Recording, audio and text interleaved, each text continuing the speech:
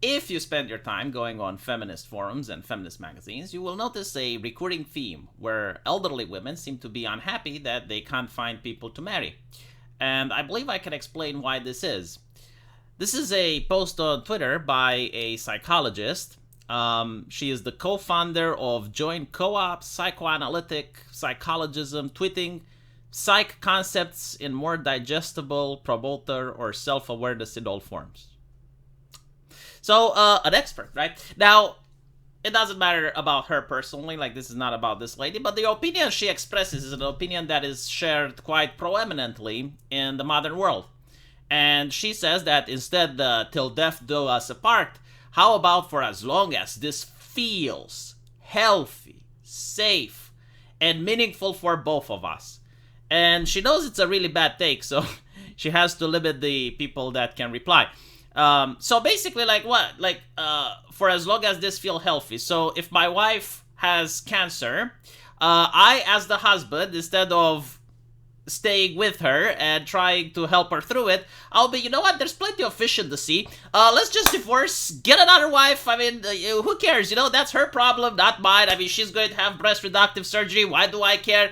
Right? Like, do you think society should appreciate a person like myself? Because either, you know, at the end of the day, it's as long as it feels healthy, right? What if she has COVID? And I'm like, you know what? I'm going to spend some time with my other woman, right? Because it's not safe to spend time with you. Obviously, you know, when she says feels healthy, safe, and meaningful for both of us, it doesn't actually refer to what the words say, but it's within the more like leftist academic concept. The thing is, like, what she described is not marriage, it's just a relationship. Like, no one is stopping you from just having a relationship. It's the same thing between a boyfriend and a girlfriend. Marriage, in the traditional sense, had the main reason for existing to raise children.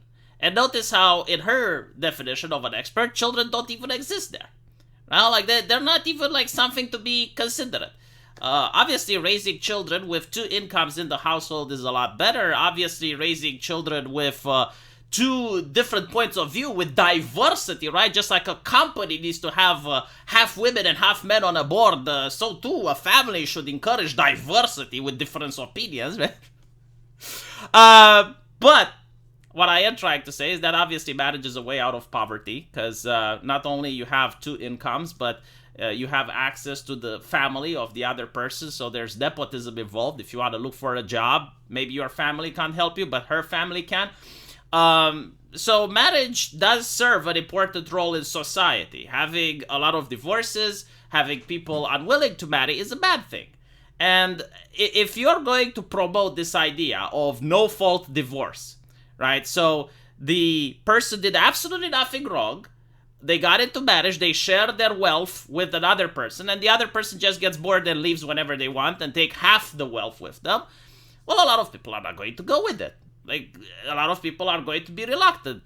It's like, why not just have a relationship then, right? So, the previous view of marriage was as a finality. It was like, after an end of a journey, like you started dating, you got to know the partner, and now you're taking the final step, and you take a vow in front of God. Now, before society was religious, so God was actually important because they viewed God as this camera that's watching them all the time.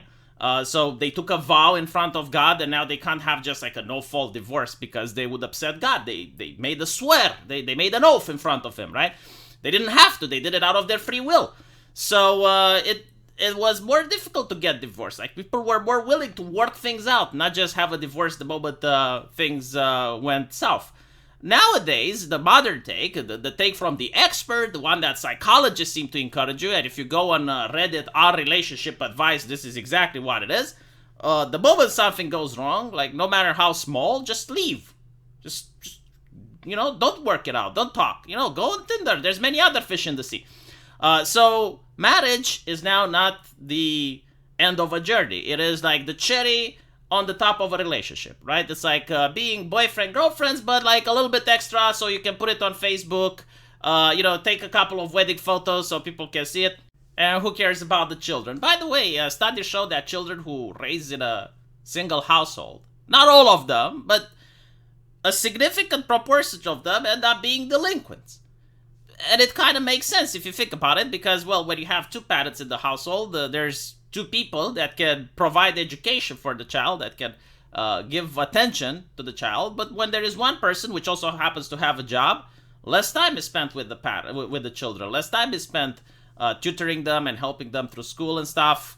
Also, like, if you're a single mother and you have a teenager that's rebellious, I mean, if he is 16 years old and he can physically overpower the mother, how is she going to discipline him? Like, well, you know, in some cases, of course, not all children, but like in some cases, like if the child is literally involved with some bad people and it's like he's 16 or 18 and now he's more powerful than the woman, how is she going to discipline him? Like, is she going to call the cops on her own kid, right? So, like, it is good for the new generation to have two parents. I mean, even studies show that. But despite the fact that studies show this, you still have academics just promoting the concept that the moment something goes bad, and we're not talking about, you know, like domestic abuse or anything. No, we're talking about no-fault divorce here. Like, the moment something goes bad, the moment the person is bored in the relationship, you know, when you don't feel that the relationship is meaningful, when you don't feel feelings, right? So the relationship can be healthy, safe, and meaningful, but if the other person doesn't feel it, maybe it's time to end. And yeah, as I mentioned before, marriage is not just the union of two people. It also has legal ramifications. So you're sharing the wealth with another person. And if you're a wealthy person and you marry someone that's less wealthy than you, well, then you do have to think. It's like, okay, so if now there's a divorce, oh, well, shit, maybe I have to sell the house now.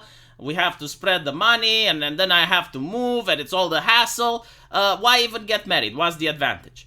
Especially since marriage was, and still is, very popular in cultures that promote abstinence, right? Because as a man, you can't have sex with a woman unless you marry.